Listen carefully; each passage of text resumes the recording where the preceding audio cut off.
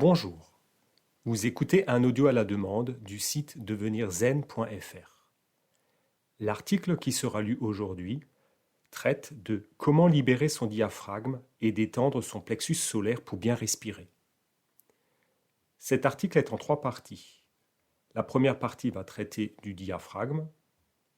La deuxième partie présentera 3 exercices respiratoires pour libérer sa respiration.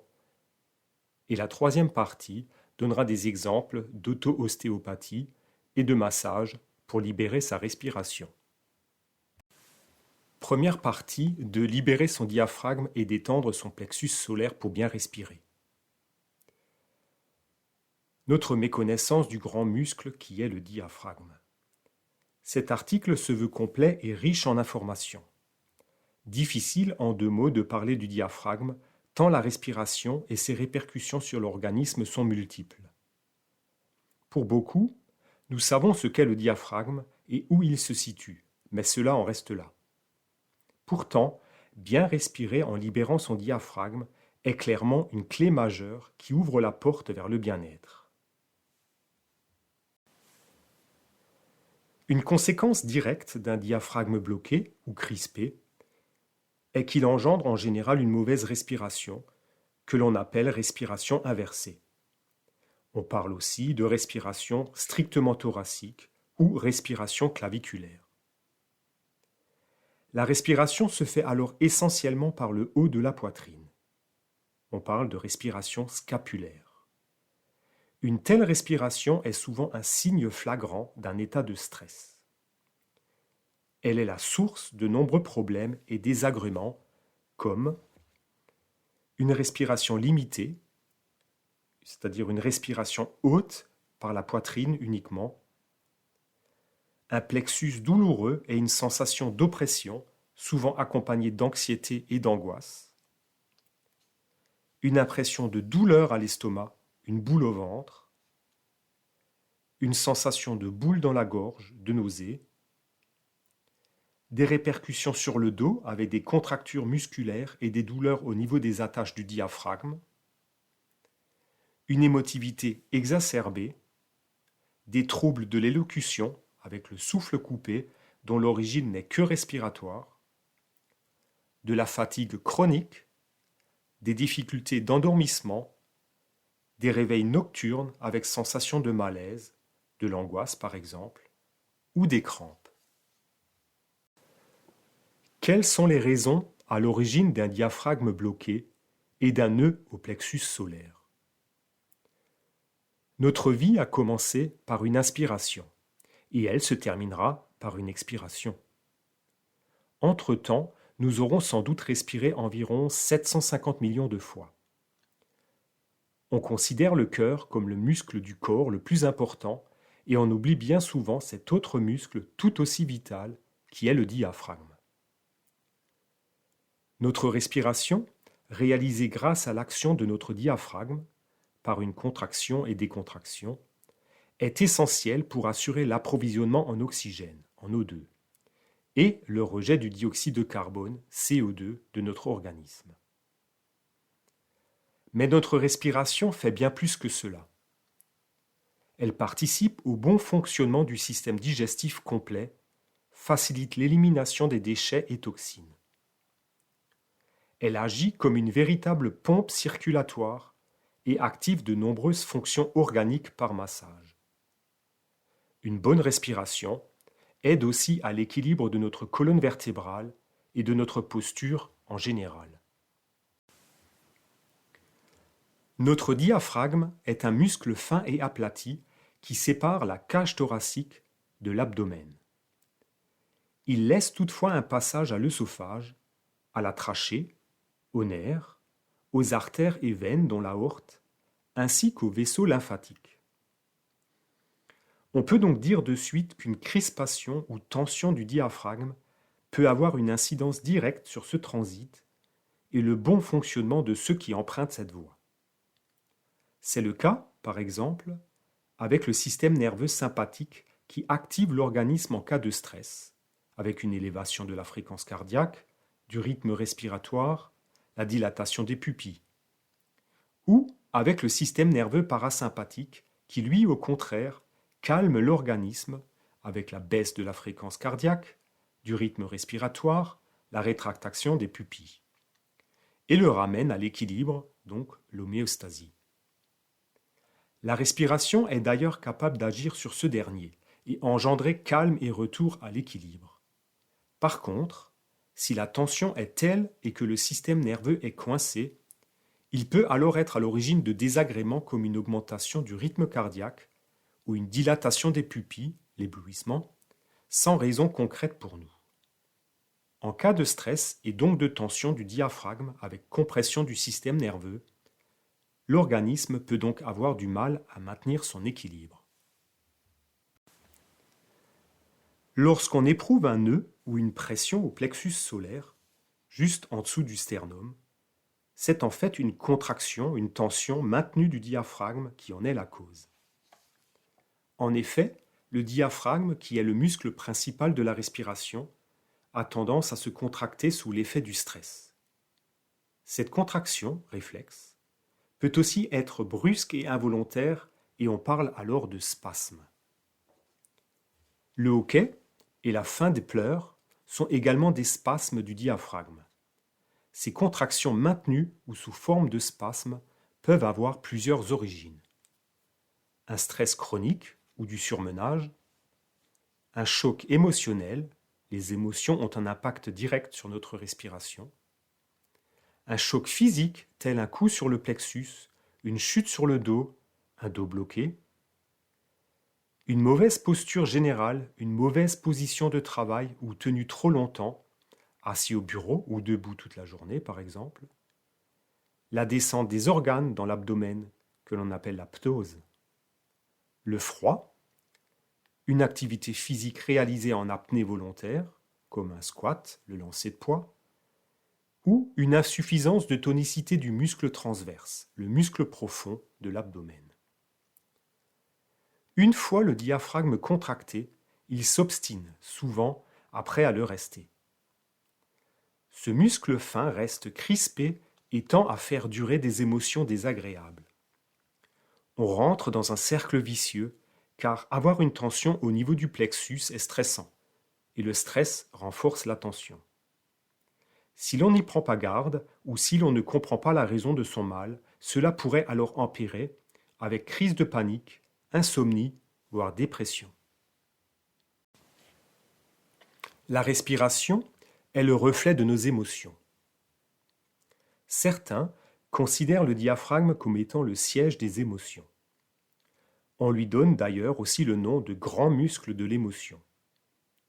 Avoir le souffle court, par exemple, découle d'un état émotionnel. Ce n'est pas la respiration qui change en elle-même, mais le corps qui, en réponse à ses émotions, se raidit, se durcit, et l'esprit, lui, se focalise sur la difficulté. La respiration reflète donc notre état psychologique.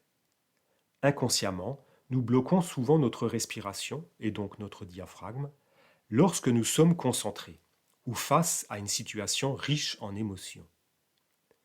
C'est comme si nous voulions nous empêcher de ressentir ces émotions qui pourraient nous perturber. Autant nous bloquons notre respiration, autant nous bloquons et gardons nos émotions à l'intérieur. Sachez que libérer son diaphragme peut alors signifier libérer un flot d'émotions enfuies. Ne soyez donc pas surpris si quelques larmes ou rires incontrôlés vous viennent. Le plexus solaire, que l'on appelle aussi creux de l'estomac, se situe entre la pointe du sternum et le nombril.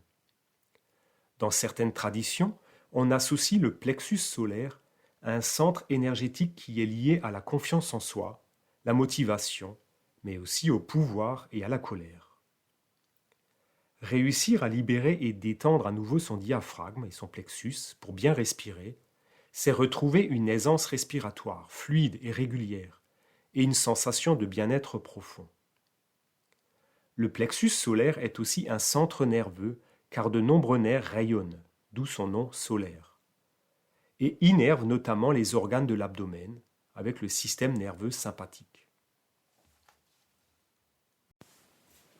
Comment se comporte le diaphragme lors de la respiration? Lors de l'inspiration, les fibres musculaires du diaphragme se raccourcissent en se contractant et entraînent le centre du diaphragme vers le bas. Pour cela, il faut lutter contre la pression abdominale et pousser le foie, l'estomac et les autres organes vers le bas. Le muscle transverse de l'abdomen, qui se situe au niveau du ventre et du bas-ventre, se détend. L'abaissement du diaphragme crée une dépression, un vide, dans les poumons qui aspirent alors l'air extérieur. Lors de l'expiration, les muscles du diaphragme se détendent et s'allongent grâce à la pression abdominale et l'action du muscle transverse qui se retend. Les organes de l'abdomen remontent et reprennent leur place en poussant le centre du diaphragme vers le haut. On constate donc qu'à chaque mouvement du diaphragme, les organes sont massés. Ce massage continu de tout le système digestif favorise notamment une bonne digestion et un bon drainage des fluides. D'un point de vue énergétique, la respiration et le mouvement du diaphragme réalisés en pleine conscience permettent l'harmonisation, l'équilibration et l'intensification de notre champ d'énergie. Les multiples conséquences d'un diaphragme bloqué. Lorsque le diaphragme reste tendu et se crispe, il a tendance à rester dans sa position basse et à comprimer continuellement les organes de l'abdomen jusqu'au bassin. Il génère alors de multiples tensions dans l'organisme et désagréments, souvent sans gravité. Quelles sont les conséquences d'un diaphragme bloqué? Une sensation de crispation au niveau du plexus, un nœud, éventuellement douloureux, qui peut s'étendre jusqu'à la colonne vertébrale. Cette sensation d'oppression est angoissante. Une impression de ventre gonflé, due à la pression continue dans l'abdomen. L'apparition d'un dos voûté ou la modification de la posture. Les attaches du diaphragme, notamment sur la colonne vertébrale, sont communes à d'autres muscles comme le psoas ou l'iliaque. Une tension du diaphragme a une répercussion globale sur le corps et sur la posture. Une respiration plus réduite, car le mouvement du diaphragme est plus limité. L'expiration du CO2 est également incomplète. Une digestion plus difficile, car le diaphragme abaissé exerce une pression continue sur le foie, l'estomac et bien d'autres organes comme le pancréas, les intestins. L'estomac peut être douloureux, avec une boule au ventre, le transit intestinal déréglé, avec de la constipation, un transit accéléré ou des douleurs. L'oppression du cœur, avec les perturbations qui peuvent en découler, comme des palpitations, une sensation de malaise cardiaque, une sensation augmentée de battement du cœur, une accélération du rythme. Et bien entendu le stress que ces malaises engendrent. Un mauvais retour veineux, notamment au niveau des jambes, le mouvement de va-et-vient du diaphragme ainsi que la pression exercée sur l'abdomen favorisent la circulation du sang, avec l'expulsion vers le cœur et l'aspiration par le foie. Le mouvement de compression et de décompression du foie assiste celui-ci dans son fonctionnement, qui est notamment d'épurer le sang. Une hernie hiatale, avec le déplacement de l'estomac par pression continue du diaphragme, avec de possibles remontées acides dans l'œsophage. Un dérèglement du système neurovégétatif, le système de régulation de la digestion, de la respiration, de la circulation artérielle, la sécrétion des hormones par exemple. Des soucis au niveau du périnée, qui est un muscle, avec notamment ce que l'on appelle un périnée faible, et ses conséquences comme l'incontinence, la difficulté à vider sa vessie, la descente des organes, la constipation, le dysfonctionnement sexuel, des douleurs pelviennes ou vaginales. Comment retrouver un mouvement ample du diaphragme? Avant toute chose, au début, ne changez rien et observez. Prêtez simplement attention et prenez conscience de la manière dont vous respirez au quotidien. Cette première étape est très importante. Votre ventre se gonfle-t-il? Quelle est la durée de votre souffle? Avez-vous l'impression d'être coincé dans un carcan? Faites ensuite quelques expirations profondes et longues plusieurs fois dans la journée pour débloquer le diaphragme, relâcher les muscles et libérer les tensions. Observez également l'expiration naturelle qui suit l'inspiration. Au début, gonflez votre ventre à l'inspiration en exagérant un peu. Observez sa respiration, c'est observer sa météo intérieure. Pour beaucoup, il faut réapprendre à respirer par le ventre comme le font naturellement les bébés ou les animaux. Le terme réapprendre n'est sans doute pas approprié. Il faudrait sans doute plutôt dire libérer sa respiration. En effet, si notre respiration est incorrecte, c'est surtout parce qu'elle est entravée, empêchée, déformée et que notre diaphragme n'est pas libre de se mouvoir comme il devrait. Le but est donc plus de libérer, dégager, assouplir, détendre ou tonifier les muscles de notre thorax et de notre abdomen plutôt que de rééduquer notre respiration. Ces exercices ont pour but de faire en sorte que la respiration naturelle reprenne sa place d'elle-même. À l'inspiration, laissez le ventre se détendre et se gonfler. À l'expiration, creusez le ventre en rentrant le nombril vers l'intérieur. Retrouver une telle respiration peut changer la vie et relaxer son diaphragme permet de mieux maîtriser le stress. De nombreuses cultures considèrent la respiration abdominale profonde comme un outil puissant, déstressant et permettant de rétablir les flux biologiques et énergétiques. Rien de mieux qu'une image pour bien comprendre ce qu'est bien respirer. Imaginez que votre corps soit une bouteille. Le remplissage se fait d'abord par le fond, le ventre, puis vient le milieu, la poitrine, et finit en haut, au niveau de la clavicule, sous les épaules. Pour la vidange, c'est le contraire. On vide en commençant par le haut, la clavicule, sous les épaules, ensuite le milieu, la poitrine, tout en finissant par le bas, le ventre. Il y a donc 3 niveaux à l'inspiration et 3 niveaux à l'expiration. Respirer consciemment permet de régulariser naturellement sa respiration. Concentrez-vous 1 minute sur votre respiration et vous prendrez conscience d'un premier miracle de la nature. Le simple fait de prêter attention à sa respiration provoque naturellement une modification de celle-ci. Au bout de 1 minute, elle se ralentira, s'allongera pour devenir plus ample, plus fluide et régulière. Votre mental s'apaise. Il en va de même si vous avez mal quelque part. Concentrez-vous sur votre respiration et la douleur s'atténuera. Se concentrer sur sa respiration permet de lâcher prise et de se focaliser sur le moment présent. C'est un moment où le corps et l'esprit ne font plus qu'un. Partie 2. Les 3 exercices pour retrouver une respiration ample et naturelle. Débloquer et libérer son diaphragme. Pour les exercices respiratoires, il est préconisé d'inspirer par le nez. Cela permet un meilleur ressenti, le réchauffement et la filtration de l'air. Et d'expirer par la bouche, comme si l'on soufflait dans une paille. Cela permet un dosage et une maîtrise du souffle plus facile, un allongement de l'expiration.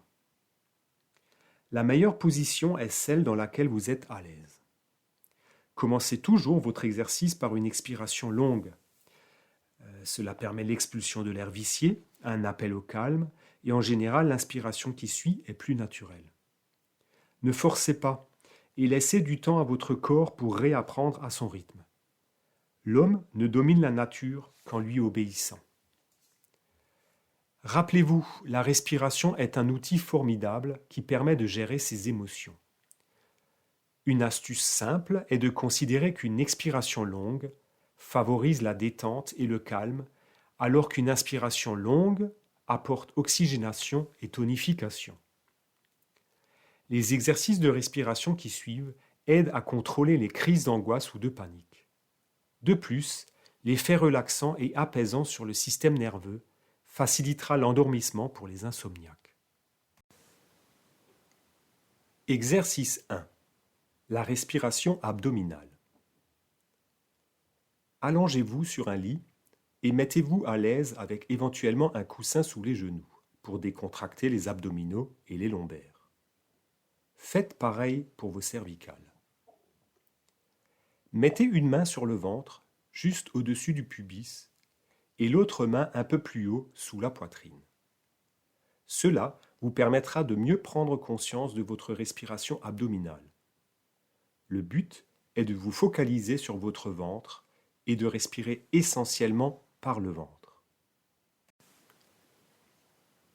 A. Inspirez pendant 3 secondes par le nez et sentez votre ventre qui soulève votre main.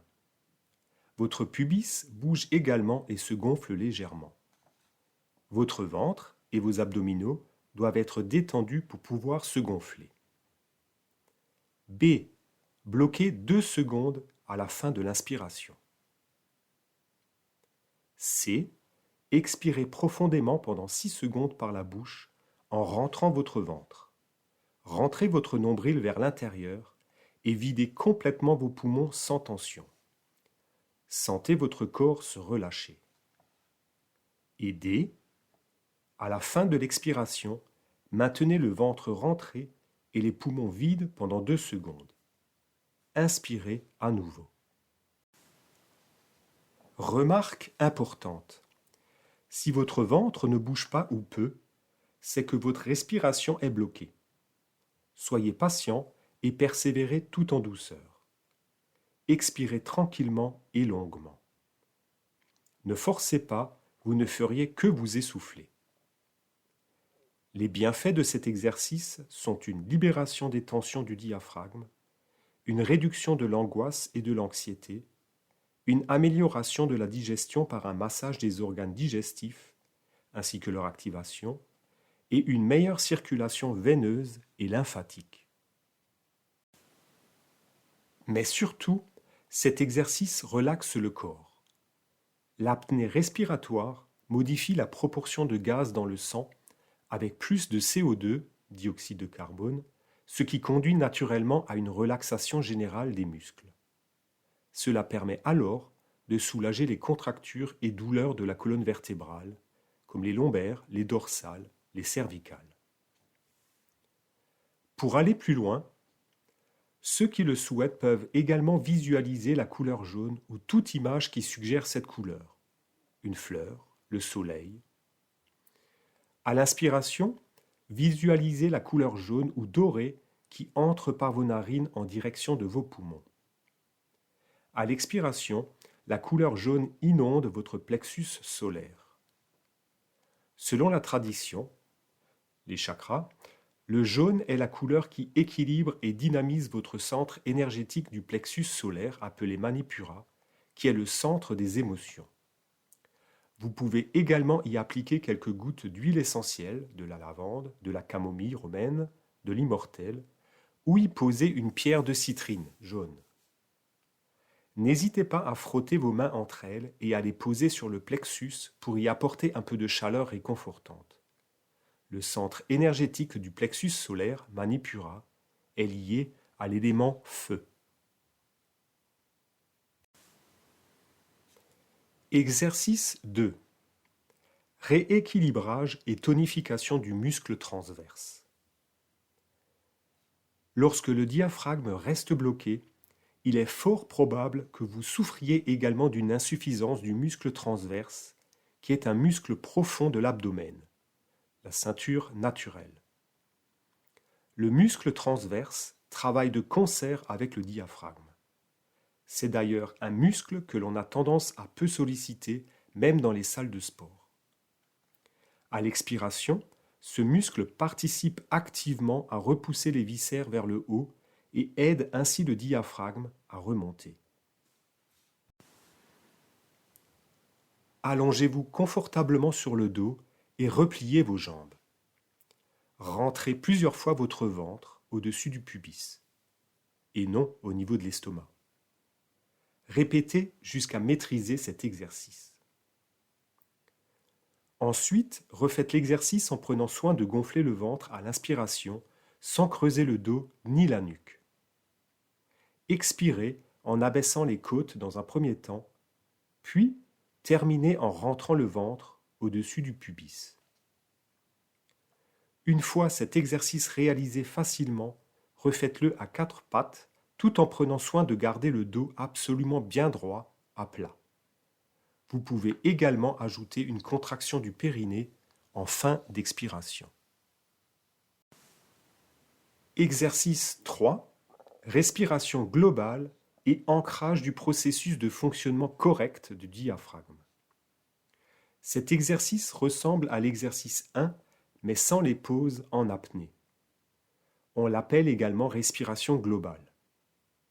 Inspirez en gonflant d'abord le ventre en partant du pubis, puis en écartant les côtes et ensuite en soulevant le haut du thorax, du bas vers le haut du corps. Expirez en commençant par vider la poitrine et en finissant par rentrer le ventre à la fin de l'expire, du haut vers le bas. Partie 3. Auto-ostéopathie et massage pour libérer son diaphragme. Auto-ostéopathie avec massage du diaphragme et détente des points d'attache. Massez les attaches du diaphragme, les zones d'insertion, qui se situent notamment au bord des côtes et au niveau du plexus solaire. Insérez vos doigts sous les côtes en partant des côtés pour revenir vers le sternum. Il est important de maintenir les doigts au moins 1 minute, surtout à certains endroits si l'on ressent une légère douleur, signe d'un blocage ou d'une tension. Faites de même dans votre dos avec les pouces. Massez juste en dessous de vos dernières côtes de part et d'autre de la colonne vertébrale. Cet exercice détend les points d'attache de votre diaphragme. Massez ensuite par petite pression votre poitrine au centre tout en remontant vers la gorge et sous les clavicules. Massez doucement, avec des petites rotations, les points douloureux. Auto-ostéopathie. Libération de la mobilité latérale de la cage thoracique. Placez vos mains sur les côtés de votre cage thoracique. Main gauche à gauche et main droite à droite. À l'inspiration, sentez votre poitrine se gonfler et vos côtes bouger. C'est la respiration latérale. À l'expiration, appuyez avec vos mains pour forcer l'abaissement de vos côtes. Cet exercice libère la mobilité latérale de la cage thoracique.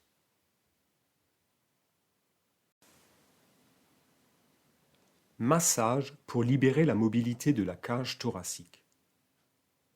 Massez longuement la région du sternum en partant du haut et insistez sur les zones douloureuses. Massez ensuite la zone en dessous des clavicules et au niveau des côtes, juste à proximité du sternum.